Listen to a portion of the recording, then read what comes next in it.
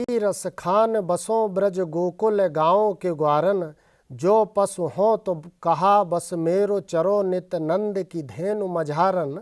पाहन हो तो वही गिर को जो कियो हरि छत्र पुरंदर धारन, जो खग हो तो बसेरो करो मिल कालिंदी कूल कदम्ब की डारन। इन पंक्तियों में रसखान ने अपने आराध्य श्री कृष्ण की जन्मभूमि के प्रति लगाव को प्रदर्शित किया है। जी जैसा कि मैंने आपको बताया, जी रसखान रस की खान थे।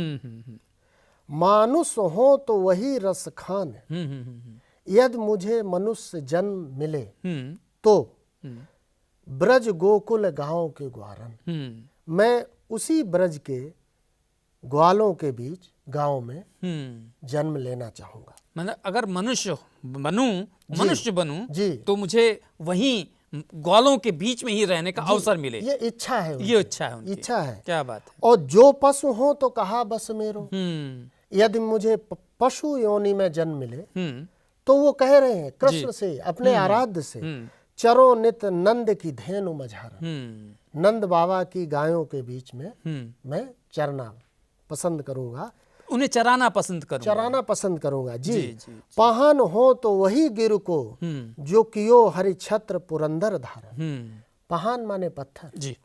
यदि मैं पत्थर हूं तो मैं गिरी पहाड़। आपको वो कहानी याद है जब इंद्र के द्वारा इतनी बारिश की गई थी, इतनी बारिश की गई थी कि समस्त जनता जल प्लावन में डूबने वाली थी, तो श्री कृष्ण ने अपनी उंगली पर उस पर्वत को धारण कर लिया। तो वही वो पत्थर बनना चाहते हैं। यदि पत्थर बनूं तो फिर वो वाला पत्थर बनूं। वो कियो हरि छत्र पुरंदर धारण। पुरंदर मतलब इंद्र।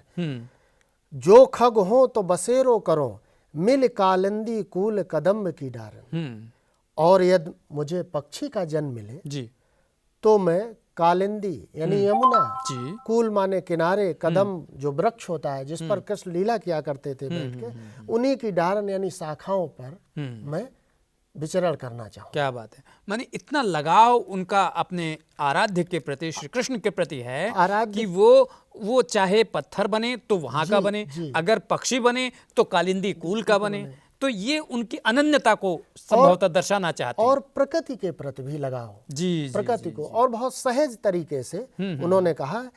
दूसरा पद है, देखें सर, या लकुटी अरु कामरिया पर राज तिहु पुर को तज डारो, आठों सिद्ध नवो निध के सुख नंद की गाय चराई बिसारो, रस खान कबो इन आखिन सो ब्रज के वन बाग तड़ाग निहारो, कोटिक ए कल धौत के धाम करील के कुंजन ऊपर बारो। क्या बात। इस सवैये में ब्रज की महिमा का बखान किया। जी।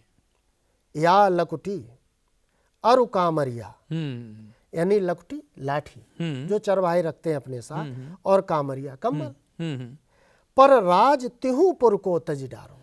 तीनों आकाश, पाताल और पृथ्वी, तीनों लोक का राज जो है मैं त्याग दूंगा। आठों सिद्ध और नवोनिध, आठों जो 8 सिद्धियां, अणिमा, महिमा, गरिमा, लघिमा, प्राप्त, प्रकाश और ईशत्व और वशित्व की जो मानी गई हैं, वो मैं सिद्धियां और नवोनिध, कुबेर के जो 9 खजाने हैं जिनमें पदम, महापदम, शंख, मकर, कच्छप, मुकुंद, कुंद, नील, खर्व आते हैं, के सुख को त्याग दूंगा और नंद बाबा की गाय चराने में मैं, मतलब नंद की गाय जो चराना है वो इनसे कहीं ज्यादा है, कहीं ज्यादा बिसारो, मैं भूल जाऊंगा, मैं छोड़ दूंगा, मैं त्याग दूंगा। बिल्कुल, मुझे वो ज्यादा पसंद रहेगा। रस खान कबो इन आखिन सो ब्रज के वन बाग तड़ाग निहारो।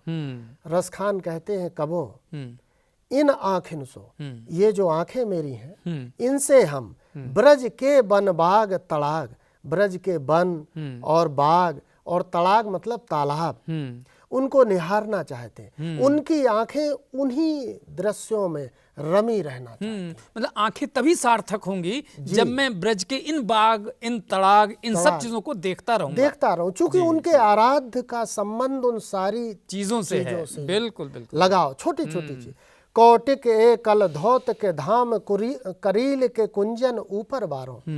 कौटिक एकल धाम, करोड़ों सोने के महल मैं त्याग दूंगा, छोड़ दूंगा। कब? तब जब करील के कुंजन ऊपर, करील आप जानते हैं झाड़ी होती है और उसमें कांटे होते हैं। हाँ। लेकिन कृष्ण चूंकि वहां लीलाएं किया करते थे गोपियों के साथ, तो मैं उनमें रहना पसंद करूंगा, उन सोने चांदी के महलों में। सोने चांदी के महलों को वारों न्यौछावर कर दूंगा, न्यौछावर कर दूंगा। क्या बात है। ऊपर बारों न्यौछावर कर दूंगा, छोड़ दूंगा। अगला पद है, जी। गोपियों की कृष्ण का प्रेम पाने की इच्छा और कोशिश का